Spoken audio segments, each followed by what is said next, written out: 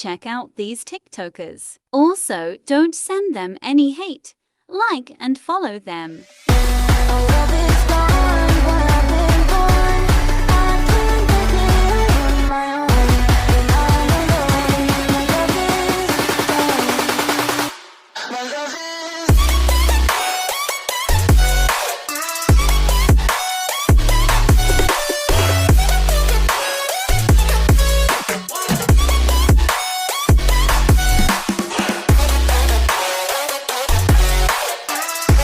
One day I was in math class and my crush was sitting next to me. We're gonna call him Diego. So Diego and I were like teasing each other, we're like flirting, whatever. So fast forward 10 minutes, Diego asks the teacher, "Can I go to the bathroom?" And then Diego looks at me and he's like, "I'll see you soon." And I was like, "Silly goose, what?" So Diego goes to the bathroom. Then I get a FaceTime call. Oh, this is the best part. So I answered because I was like, okay, maybe something happened. Oh, something did happen, okay? So I answer and the first thing I see is he's putting his camera on his, his bacon down there. And you know what the best part is? So right when I answer, obviously I was scared and I was like, oh. And then my teacher was like, "What happened?" She grabs my phone and looks and she's like, "Why is it so small?" Storytime about how I found out my girlfriend was cheating on me with my sister. Girlfriend and I have been together for 8 months, and when COVID hit, we decided to just quarantine together, and basically we moved in together. Oh, and yes, I am a girl. Got to know each other really well, and we really enjoy the relationship. Well, my sister lost her job because of COVID, and she asked me if she could move in with my girlfriend and I. Of course, I said yes. She's my sister, and I totally have her back. So my sister moved into our guest bedroom. My sister also had a boyfriend, let's call him Jason. Jason was so in love with my sister, he wanted to propose and even asked me to look at rings. Well, Jason proposed and my sister said no. Everyone was shocked. My sister didn't give a reason why she didn't want to marry him, but she was really depressed. So my girlfriend would talk to her and just try to be her friend and comfort her. And I was happy that my girlfriend was trying to help out my sister. Jason kept trying to get my sister back, but she kept saying no. Well, one day I wake up from a nap and I hear weird noises coming from my sister's bedroom. I swing the door open and guess what I see? My sister and my girlfriend naked on her bed making out. The audacity. Part 2 is up. I walk in on my girlfriend and my sister doing the dirty. They both jump off the bed and start getting dressed really quickly. I left the room and sat on the couch. I couldn't even speak. My sister comes out of the room and asked me to understand. She explained to me that my sister was so kind to her after her breakup that she couldn't help but falling in love. I couldn't believe she said love. I just started to cry. Then my girlfriend comes out of the room fully dressed, and she swore that this was the first time they had ever even kissed. I didn't believe it for 1 second. My girlfriend was surprisingly really calm and it made me feel even worse. I started to get really angry, realizing that the whole time my sister was living there, they were probably hooking up and that's the reason why she didn't want to stay with her boyfriend or marry him. So I went into my sister's room, grabbed all her clothes and started throwing them out of our balcony. I even threw her laptop out the balcony. And we were on the second floor. My sister was just chasing me around the apartment trying to stop me, but I would push her away. Then I noticed my girlfriend is on her phone. I took the phone away from her and guess what she was looking at? Come back for part 3. After I caught my sister and girlfriend doing the dirty, I threw all my sister's things out of my apartment. Then I noticed my girlfriend is on her phone, so I take it away and guess what she was looking at? She was deleting her Tinder and Bumble app, which means she was looking for people to date. Mind you, her and I had been in a committed relationship for the past 8 months. My girlfriend had no emotion. She didn't apologize, didn't say anything, but my sister was super emotional, apologizing. Then my girlfriend pipes up and says, this is all your fault. I said, why? She said that I pressured her into moving in with me and that everything happened too quickly, which is not true. We both decided to move in together, and my girlfriend suggested the area we should actually live in. Then she turns to my sister and tells her that she's immature and that neither of us are worth being with. I told her to get her things and leave. She said, "You're breaking up with me?" I was like, "Of course I am." And she said that I would never find anyone as good as her. I forgave my sister because she's blood, and we're still living together. My sister has a boyfriend, and I'm trying to date people. But my ex still calls me even though she said I wasn't worth being with. Story time of how I had a secret boyfriend. So I had just started a new school and I knew nobody there. When I walked in, everyone was staring at me. And then this girl comes up to me, who I later realized was one of the mean girls. So she comes up to me and tells me to follow her. So knowing nothing at this point, I follow her. She leads me into this classroom and tells me to walk in. When I walk in, she locks the door behind me and runs away. I sit there for a couple minutes and start to smell something. I turn around and there's blood all over my pants. So then I realized why people were staring. I was so embarrassed I didn't even know what to do. I screamed for help thinking nobody heard me. And then this guy comes over and unlocks the door.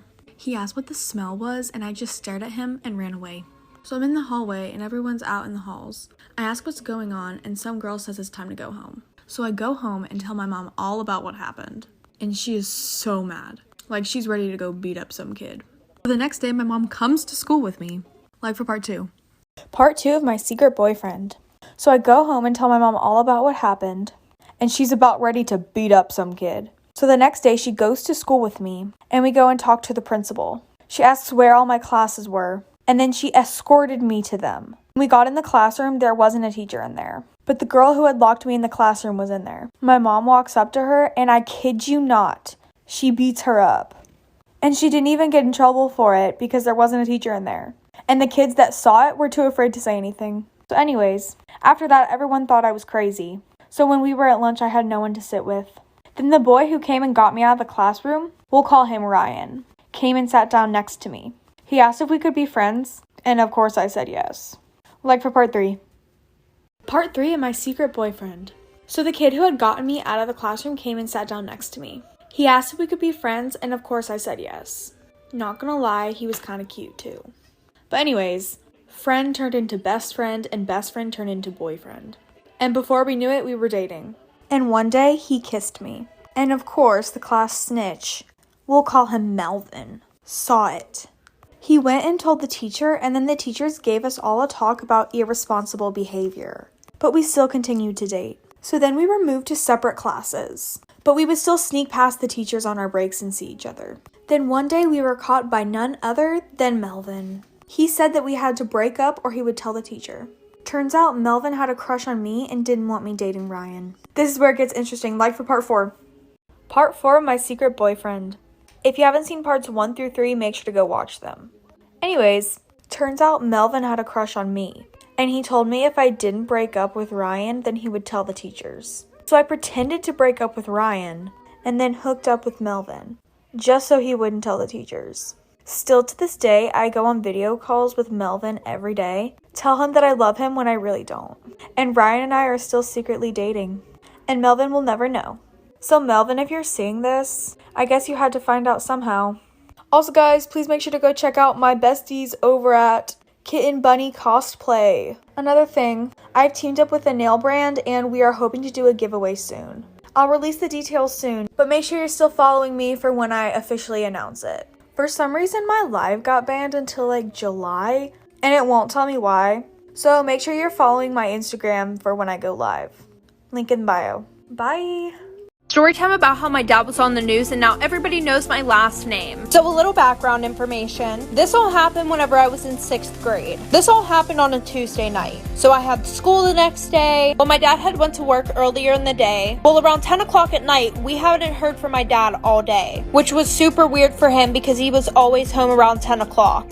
And even if he wasn't, he still would have kept in contact with us and let us know where he was at. So at this point, my family and I were really scared, and we're thinking that something happened to him. I was calling and texting him, my mom was calling and texting him. My whole family was pretty much trying to get a hold of him. Like, we had called all the hospitals to see if he was there. We called police stations to see if he might have been in jail or if they had his last name in the system. So nobody had heard or seen from him. So we all went to sleep that night hoping that he would show up in the morning. So the next day after I got home from school, my mom came home from work and she had told me about this phone call that she got. Like for part 2.